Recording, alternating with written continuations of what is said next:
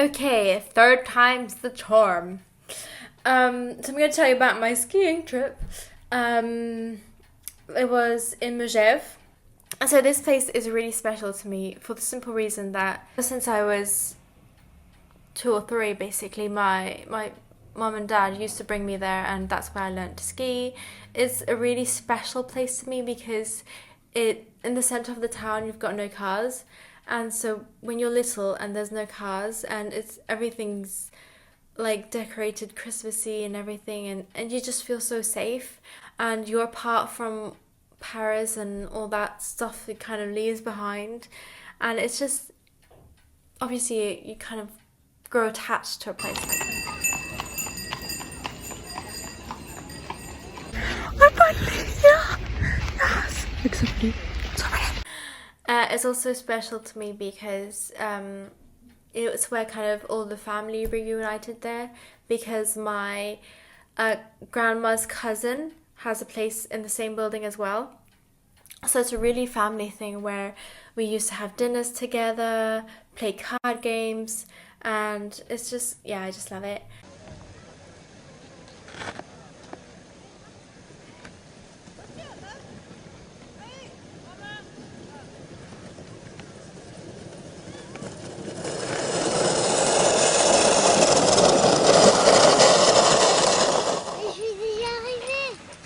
License. So I went down with the son of my grandma's cousin, and he has a daughter that's 2 years younger than me. So that was pretty cool, since I had someone my age, and so he took us down, his wife, his daughter, and me, and yeah, it was supposed to be 6 hours. It turned down to 9 hours drive, but never mind. I wasn't the one driving. It was just, yeah, a bit long after a while. Anyway, and so the first 2 days were absolutely great. We went skiing with my grandma's cousins' sons and great grandsons. So we were total basically 7 skiers going down the slopes. It was really cool. We had lots of fun. And so yeah, I was kind of whizzing down the slopes, having lots of fun on that third day. It was great. I agreed, knowing I knew what I was doing. I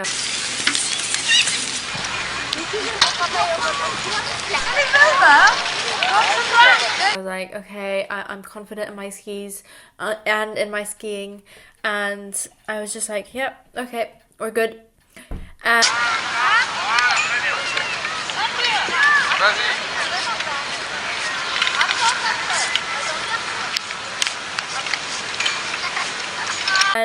and so then we had lunch and with Penelope, because Penelope's my third-degree cousin and her dad, and so then we went had lunch on the slopes.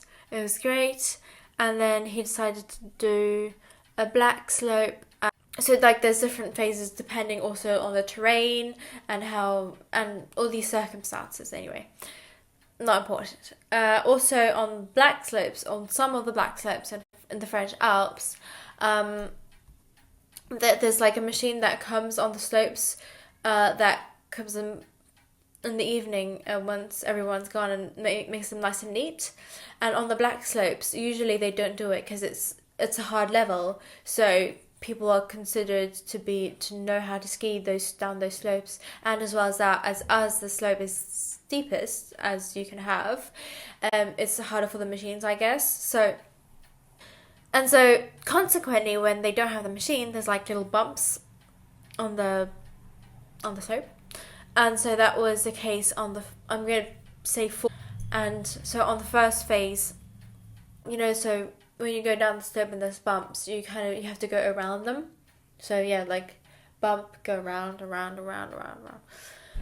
and because that's how you ski on them. Anyway, so when you go down them, sometimes you stop and then like midway, and you're like, okay, I have to go down here, to basically situate where you're going.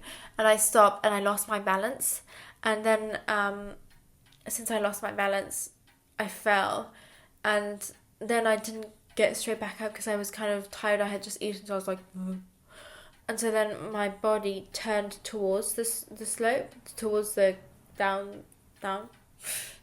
Because when you fall down on skis, you have to go on the side. Like here's the going down slope, and you have to go on the side. And I was like facing down, which is not good. And so then obviously there was a bump. So then I was like on the back of my skis, and my skis were like that. And then my leg did this or something like that with this. And so then I heard a crack when at one point my foot did this. And I was like, oh shit. And then then I put myself up, but I was like, oh, I don't know. I was like kind of stressed because I was like, oh my god, this hurts. It's never hurt like this before. I've never hurt myself skiing actually ever. And I was like, oh my god, please cannot happen to me.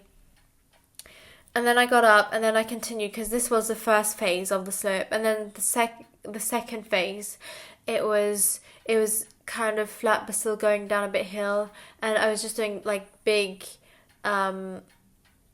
turns, let's put it that way. I did a turn and I heard a crack and I was like, oh dear. And then comes to the third phase out of 4, and it was even worse than the first phase, which meant that there's even more bumps. It was a bit icier because it was a lot more in the shadows of the trees, and also it had little branches sticking out of it. And it was also much more downhill, and it's like this type of slope that when you like good at skiing and you're not injured or anything, you're like, okay, this part I have to concentrate and ski well, basically, because it's like not, well, for some people it's enjoyable skiing down those things. For me it's not.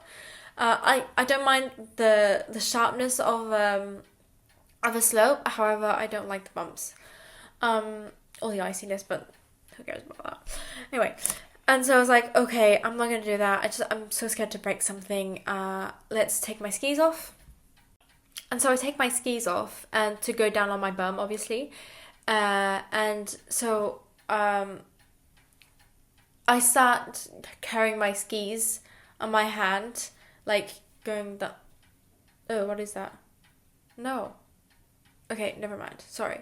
I carry my skis and then I fall, obviously. And I lose like anything to hold on to, like going slowly. And I just keep going down because like there's bumps, but sometimes it just goes straight. And so that's what happens. I'm just going straight. And I've got I think I was also actually going over the bumps. I'm pretty sure. And so your ski boots, they're really solid. For people who don't know, they're like really solid. They're like plastic, so they're really solid. And so I put my feet there to obviously brake, because otherwise I was just going to go straight. And also I was not going straight, I was kind of going diagonally. And if I was going diagonally, it meant I was basically going in the bushes. And you don't want to go down the bushes. So I was like, oh my god, I have to stop. Obviously, to brake, I put my feet up. And then obviously I stopped, but I also heard a crack. And I was like, oh my god. And I was kind of, at that point, I was maybe a bit before, I was like kind of, I wasn't crying. Oh, I didn't cry actually. It's kind of out of frustration and thinking, oh god, this is happening to me. And I was also kind of stressed out that it was going to be really, really bad.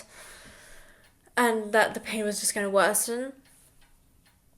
And yeah, and so then I had a crack, and I was literally in the middle of the third part, which is a place where it's impossible for people to come and rescue you. So I couldn't ask for the rescue team, or I could, but it's just so difficult for them, and I'm not the person who has like asked for help from the people that could come and get you if there's an accident.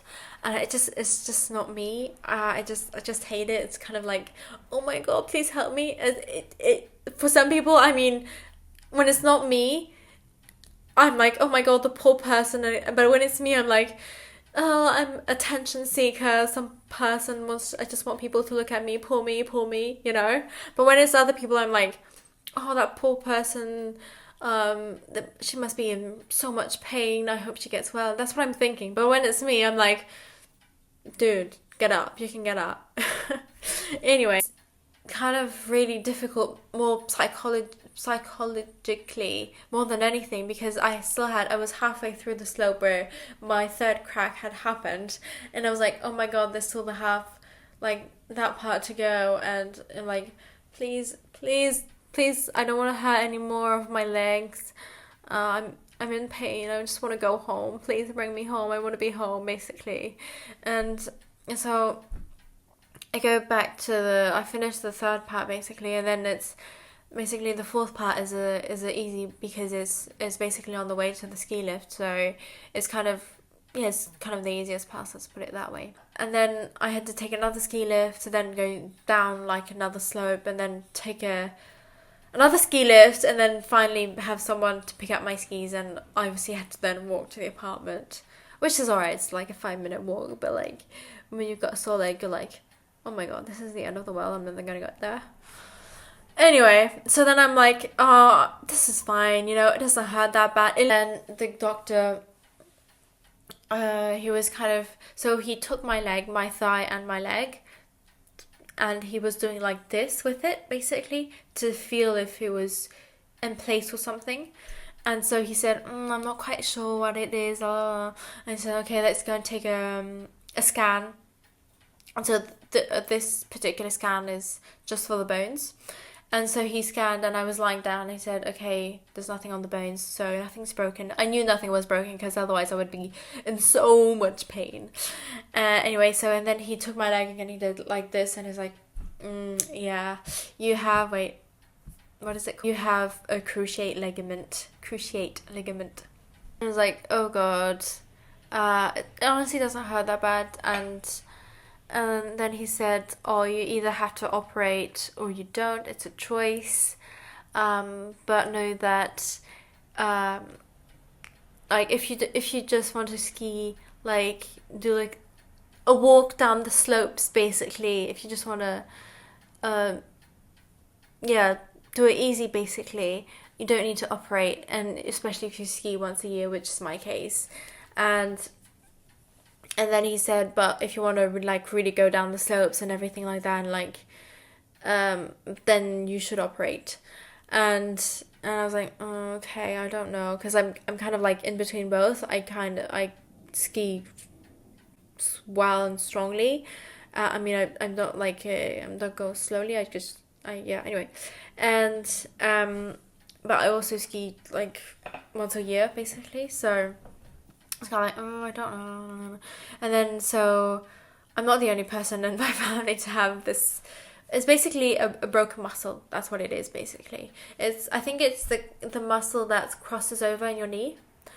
And so I think that's the muscle that's broken. And so my dad has it, my grandma has it. I think my dad has, because it's the anterior and then the posterior of the ligament that crosses over, I think. And so I just have the anterior. And so, for example, my dad has anterior and posterior. He didn't operate. My grandma has cruciate ligament as well. I don't know what she has, but she has them anyway. And so my best friend has them. We were talking with like all the family that was there. Like one person she was on her third cruciate ligament after operation, I think, something like that. She skis really well. It's not dependent on how well you ski. Anyway, so the decision is I am going to take the operation, because I don't want to be scared when going down a slope, when going horse riding, when carrying something. If my leg starts hurting, it's going to be because of that, and I don't want to live with that, obviously. And I'm gonna take the operation. I think I have to wait 6 months until the muscle settles and everything. So it's going to be like in June or something. Great. And so yeah, I have a broken muscle. And it happened on the 31st of December 2024, which meant that my New Year's, I basically did nothing. Which was, well, I think a very boring and kind of missing out and FOMO of New Year's Eve, most of all, because then I ended up playing card games with the wife of my grandma's cousin, which was fun. I'm not saying that. That wasn't fun. But, you know, you can do better than card games on the 31st of December. So, then I went home. I was supposed to catch a plane from Geneva to Paris. Because my step cousins, he was going home because he started to work on the next day. And so I was like, oh, maybe I can catch a ride up with him because I thought he was driving back up to Paris. Now I'm taking the plane, so I said, oh, okay, so then I have to come back. It was going to be a week from Saturday to Sunday, so today, basically. And ended up being from Saturday to Thursday. Because his twin brother was also coming back up. He decided to go back up to next to Paris on Thursday, so that's what I did. I caught a ride with him and his girlfriend. It was alright. He has I'm trying to find a picture. He has a BMW sports car. So if I've ever been in a car where it's like, you know, where it makes noise at the back, I'll put a video.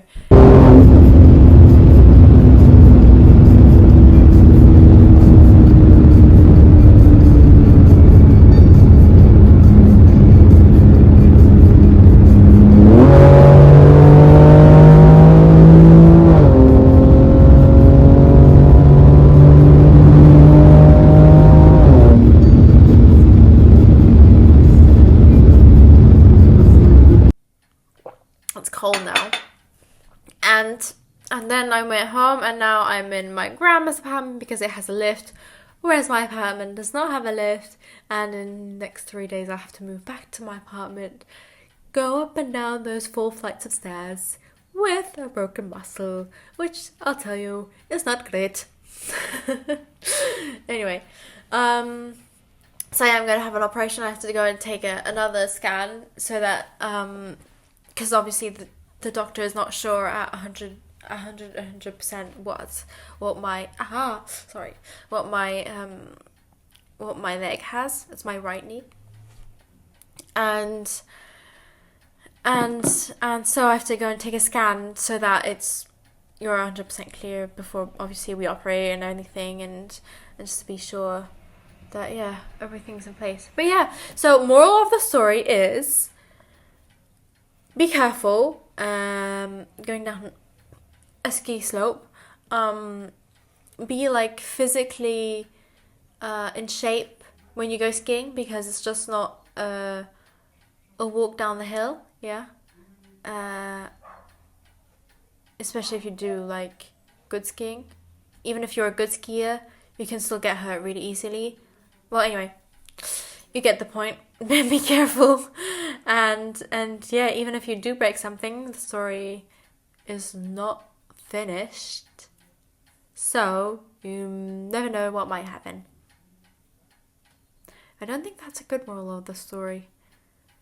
Anywho, happy new year 2025. Wait. Okay, never mind. Bye.